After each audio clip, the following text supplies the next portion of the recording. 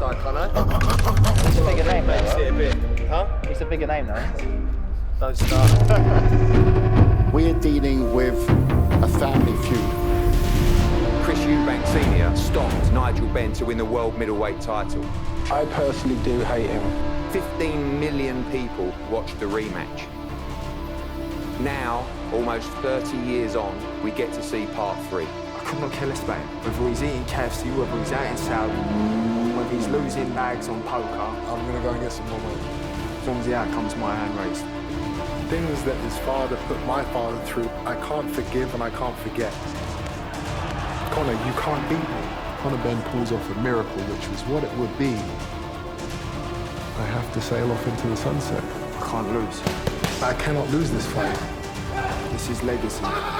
This is history. Gonna make for one hell of a fight.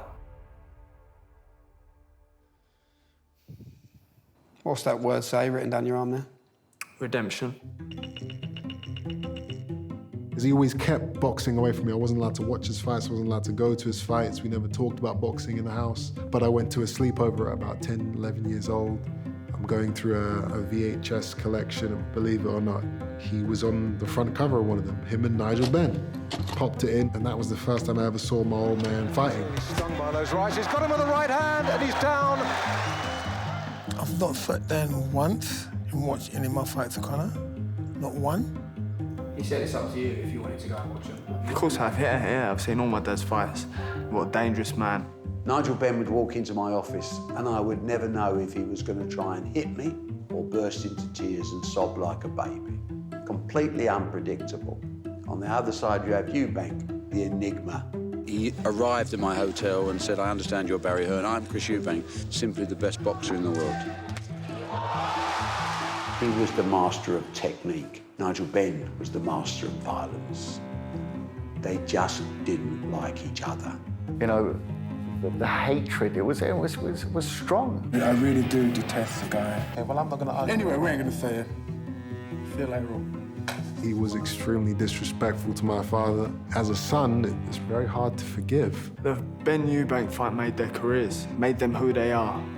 Public's demanding this. You know, I walk down the street, people say, hey, give this boy a hiding.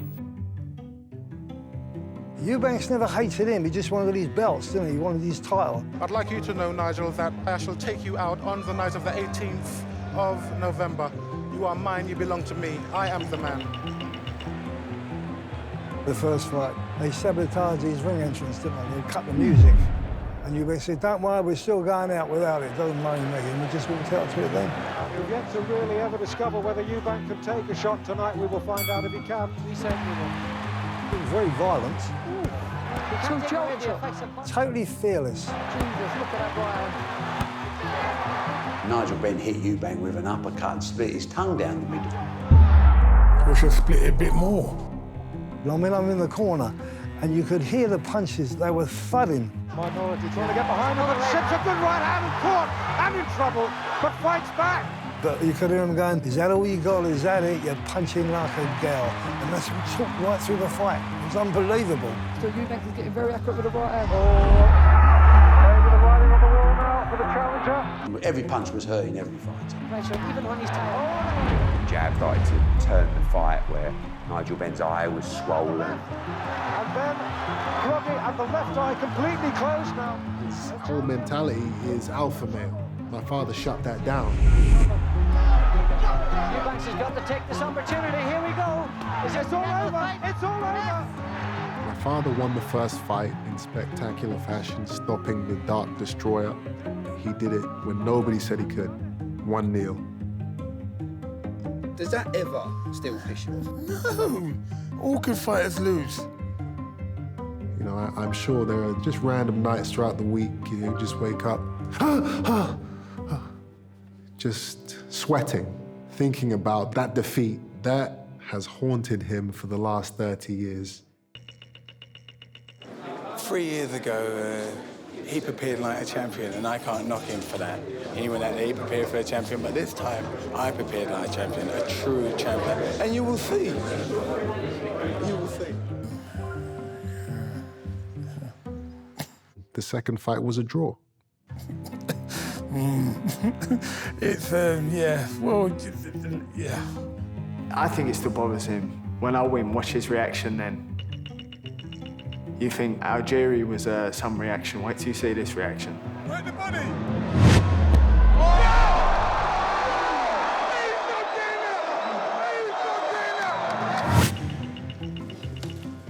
And now it's their chance to even the score. The third fight that never happened. Last fight was a draw. Their sons gets handled the parents' business.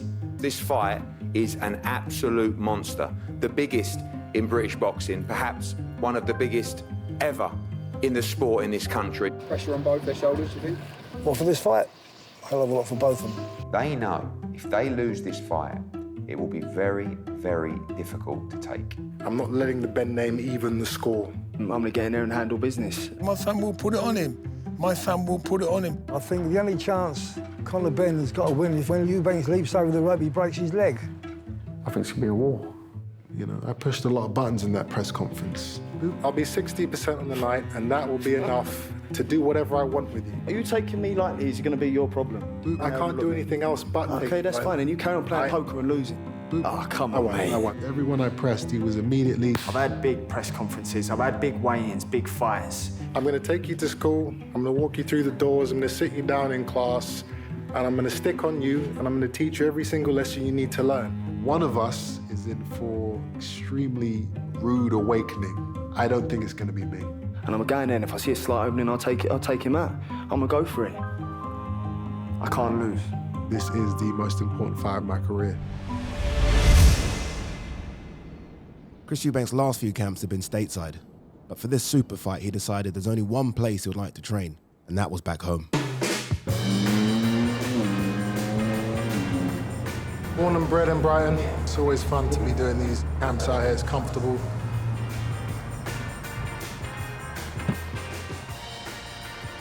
You're rather late, you know what I'm saying? All right, let's go. Let's sit down. We're standing about waiting for you, mate. I don't need to separate myself from normal life to be able to train right.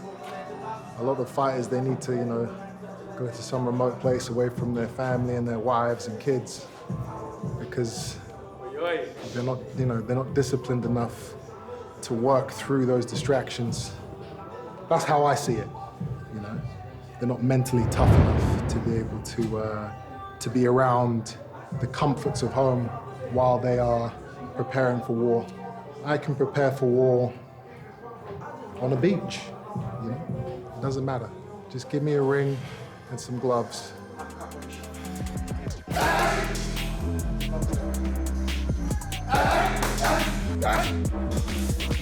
You're being well paid, Brown, don't start complaining.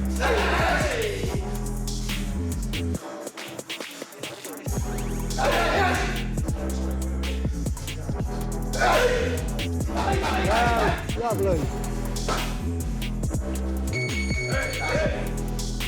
You notice him, all his punches are hard, he don't mess about, they're all hard.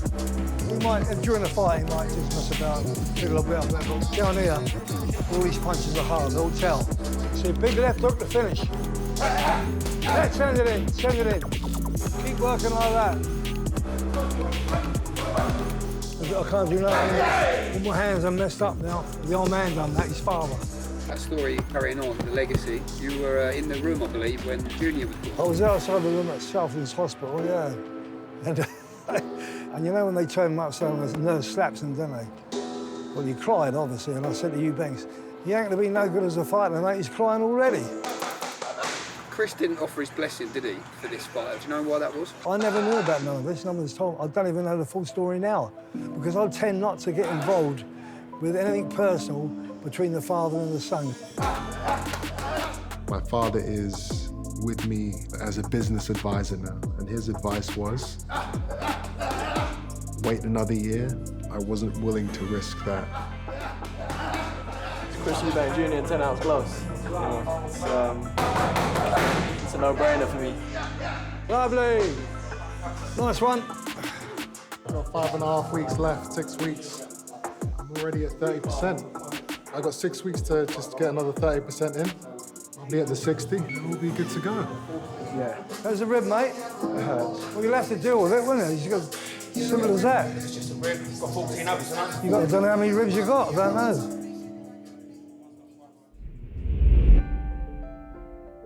So yeah, I had a painting of my brother.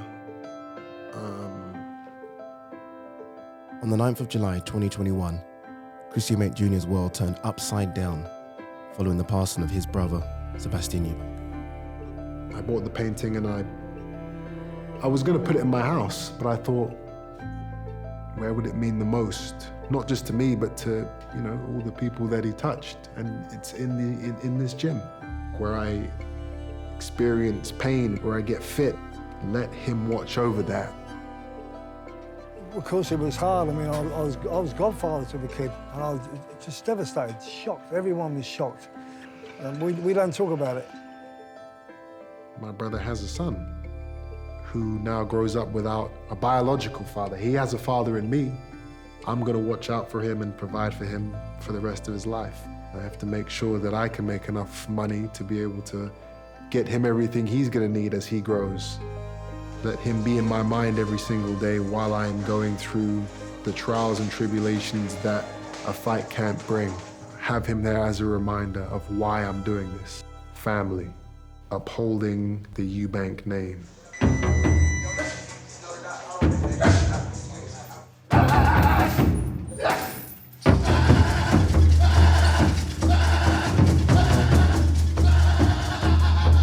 We both got a hell of a lot on the line. I have a lot more pressure and risk. I cannot lose this fight. If I lose, I retire. That's a huge weight on my shoulders. I can't come back from a loss to Conor Benn. I just can't.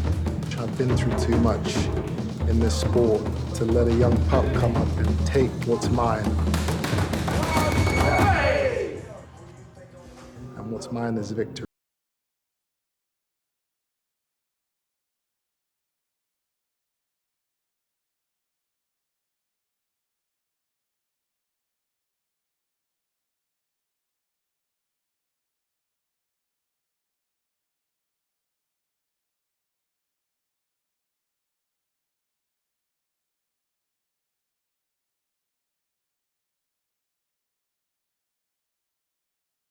He's had a lot of good knockout wins. He doesn't know how to lose yet. And if he's anything like his old man, he will go out on his shield, which makes him dangerous. When I interviewed him, I said, what did you see when you looked in Conor Benn's eyes? And he said, I see someone who's not scared, I see someone who's ready. Did you get that right? Surprised me he said that, to be quite honest with you. Yeah, I'm coming in there tying him out. You know, there's nothing seductive as a dangerous idea. I'm all about risks. Risks give me goosebumps. Risk makes life exciting. By the end of my career, I took every risk there. Whilst Eubank came home to Brighton, Conor Benn, he took a different approach. We talked about LA, we talked about Monte Carlo, we've ended up in the Isle of Wight. Just talk us through the decision to get away. Just to eliminate all distractions. Me being here, we're all on one mission, we're all on one goal. And that's why I brought the people I have with me, including my dad. We're all men on a mission. I need a coffee shop. You don't need an espresso, it's a leisure train. Yeah, yes, I do. Who said that? Me. It's all in your head, Dad. It is all in my head, that's right, I need a coffee. How are you enjoying being here with Conor? Yeah. At your ringtone, Yeah. I was not expecting that. Uptown Funk, right? Yeah, I'm there, mate. Woohoo, don't start me off. Can you sing a bit? Give us a bit, go on. No, not at all. No, you're pushing it, mate. Training plans today is we have sprint work this morning, and then we have agility work, pad work, tactical work. But at the minute it's about red heart rate zones. That nice and early. See what you've done there, mate. Well done.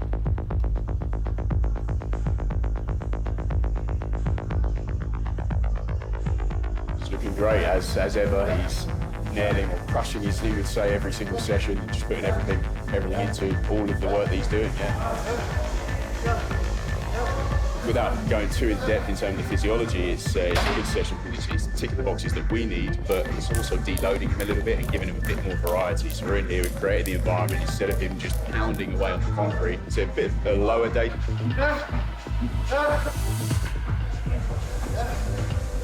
Every single fight, I leave no stone unturned. Do I push myself to the brink every single time? You know, so for me now, it's, I can't say harder than ever because I push myself the hardest I can every single camp. But I have already hit PBs this camp. How do you fit it then? I don't know which one I want to get on the wrong side of, but myself and Nigel have been doing a bit of work out here. He's been nailing the diet as well, so he's in camp mode, which is great to have him here. How he trains, mate, trains like a gladiator. So focused. I've never seen that. It weren't in me, because I'd be out there partying one way, burning the candle out the other, you know what I mean? But Conor's completely different to me. Completely different. Makes a mess, mate. But good mess. Got to be done, bud. But having him around you, does it make you feel young again? Does it make me feel young? No, it makes me feel old.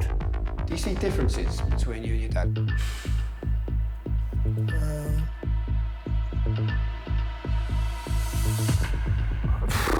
Don't know. I was about to say less angry.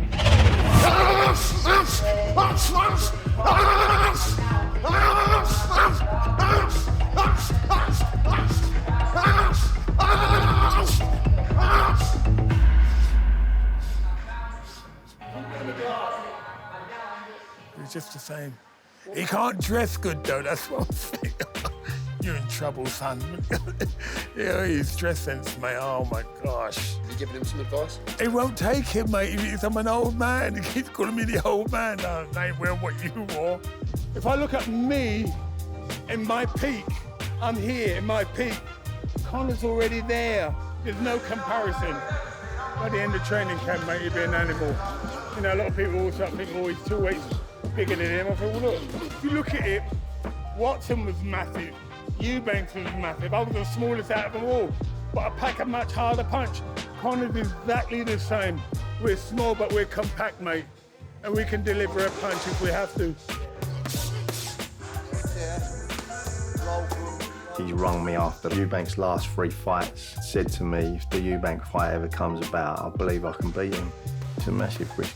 It's the Eubank Benn name going together that makes this fight. He feels quite comfortable at doing at 157 weight. So he knows he's got to go to another level in training and he knows he's got to go to another level in the fight.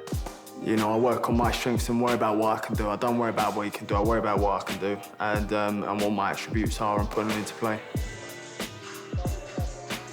The hard session, all we've done the hard. Make it as hard as we want, really.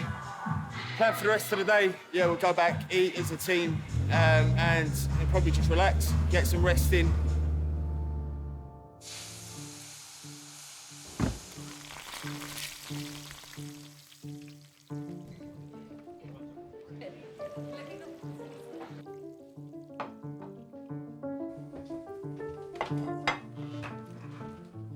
I think this is one of these fights that cuts through and appeals to a much wider market. It's got history.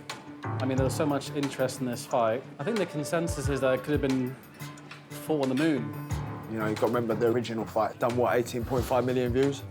We had 18.5 million then. So we'll see what numbers you come back with. It doesn't matter. It's a different time. I don't know, have you two got the razzmatazz like what me and Chris has? I accepted your challenge after the fight in Portugal. Mm-hmm. You said no. You said you were going for Galvano. 2-3 weeks later, you fought Galvano and you won the title. Yeah. Now you start playing your game, which is... you made me wait 2 years, didn't you? You didn't deserve the chance. Oh, no, you don't deserve the chance. Conor's different, you know. He's up for it, and I'm up for it, and we can both talk. Well, I can talk. Have fun, baby. Conor can react. Mate, could not care less about anything. The ring walk, first, second. Eubank, Ben Eubank. Yeah, we don't care about that, do we? But then when you look at who was trending in the UK, it wasn't Eubank, it was Ben. You know, so that says enough as it is. People like to say I have a big ego. I think it's an essential ingredient that he has. your ego means you want to come out on top at all costs. But ego is a negative word, and it's kind of like unwarranted. If someone has an ego, it's like, oh, they think they're something that they're not, and they shouldn't be that way. And I don't think I'm like that. If I was talking the talk but not walking the walk, then that to me is ego. But I walk the walk. Just let him have all that. That's why fights for his career don't get made. That's why he's so difficult to work with. His whole career is stop, underachieved, fights not getting done. That's probably because of his ego. Does it match up to what the reality is? And that all unfolds on fight night. You know, just reveal that reality. This fight, if I said no and my ego got in the way of me going, no, I want my name first. Or no, I want a ring walk second. No, I want a home corner. The fight probably wouldn't have got made. I think Conor has the ego. He sent me a contract saying, I want to fight you. That is ego. To be honest, I felt disrespected when I saw that contract. I was like, hold on a second. Wait, this guy wants to fight me? Where's the respect? This guy should be fearing me, not thinking that he can beat me. We're gonna have to take him down a notch or two. Was it a bit far-fetched when we sat in a meeting and mentioned his name? A little bit. But it grew legs really quick, and we said, you know what, we'll go with this option. Let's go. I just want to fight, really, to be honest with you. And that was my approach. I think sounds just like me. I think momentum is very important.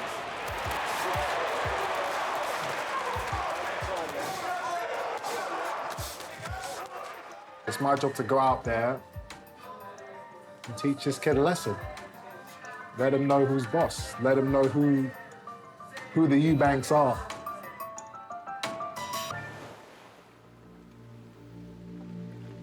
As the day comes to an end for Chris Eubank Jr., the time comes to relax, reflect, and unwind.